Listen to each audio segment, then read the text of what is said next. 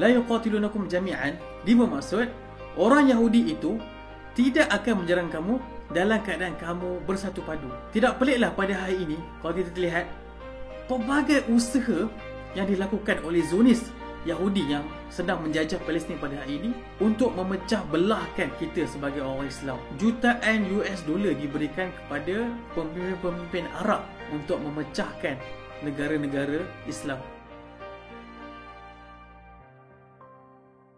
لا يقاتلونكم جميعا إلا في قرى محصنة أو من وراء جدر بأس بينهم شديد تحسبهم جميعا وقلوبهم شتى ذلك بأنهم قوم لا يعقلون.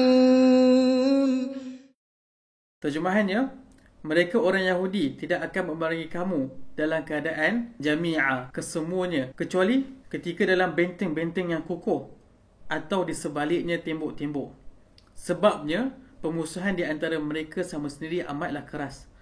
Engkau menyangka mereka bersatu padu, sedang hati mereka berpecah belah disebabkan berlainan kepercayaan mereka.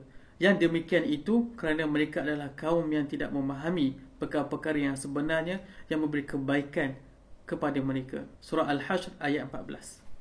Penonton Aqsa Sharif, ayat ini mempunyai sejarah yang sangat panjang tentang satu peperangan. Peperangan tersebut dipanggil sebagai Perang Bani Nadir, di mana Rasulullah SAW dan para sahabat menghukum satu kaum Yahudi yang telah lama berada di Madinah dan mempunyai kuasa yang hebat, mempunyai sekutu yang kuat, antaranya kaum-kaum Yahudi yang lain dan juga Quraisy di Mekah. Mereka ini telah melakukan satu pengkhianatan kepada umat Islam, kepada kerajaan Islam di Madinah.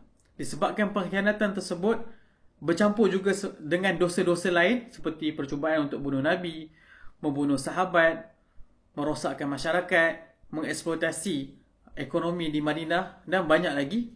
Rasulullah SAW dan para sahabat menghukum mereka.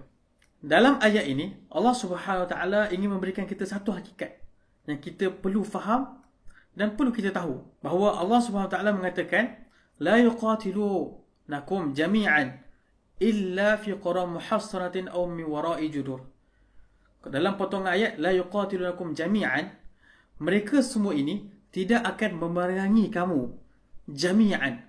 Apa yang dimaksudkan jami'an di sini? Kalau kita tengok terjemahan dia adalah kesemuanya. Jami'an bermaksud kesemuanya. Dua tafsiran boleh kita berikan dalam ayat ini. La yuqatilunakum jami'an, mereka semua kaum Yahudi itu tidak akan memerangi kamu jami'an, kesemuanya. Boleh jadi maksud kaum Yahudi kesemuanya yang berada di Madinah itu tidak akan memerangi orang Islam kecuali sama-sama mereka dalam keadaan bersatu. Sebab apa? Sebab ketika Rasulullah SAW sampai di Madinah, kaum Yahudi dalam keadaan bermusuh-musuhan. Bermakna apa? Sama sendiri mereka pun saling berperang, saling membunuh. Jadi Allah ingin beritahu kepada kita, la yuqatilunakum jami'an. Orang Yahudi itu tidak akan memerangi kamu kecuali mereka dalam keadaan bersatu padu. Tetapi ayat ini juga ada tafsiran nombor dua. Apa tafsiran tersebut? La yuqatilunakum jami'an, dia bermaksud orang Yahudi itu tidak akan menyerang kamu dalam keadaan kamu bersatu padu. Nampak? Jami'an di sini adalah merujuk kepada kita orang Islam. Bermaksud orang Yahudi ni walau macam mana pun keadaan mereka tidak akan menyerang orang Islam dalam keadaan apa? Dalam keadaan kita ini bersatu padu. Jadi tidak peliklah pada hari ini kalau kita lihat pelbagai usaha yang dilakukan oleh Zionis Yahudi yang sedang menjajah Palestin pada hari ini untuk memecah belahkan kita sebagai orang Islam.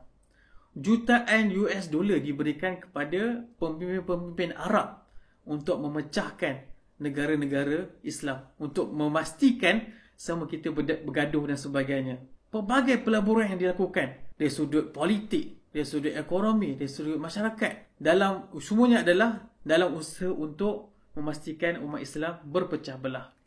Dan perkara ini kita harus mengambil pengajaran. Kita mestilah mengambil langkah ataupun usaha untuk bersatu padu. Kerana dalam bersatu padu inilah yang akan menjadikan kaum Yahudi itu menjadi lemah. Jadi inilah hakikat yang cuba saya sampaikan kepada anda daripada ayat suci ini. Ini sahaja pengurusan pada hari ini. Kita jumpa esok. Assalamualaikum warahmatullahi wabarakatuh.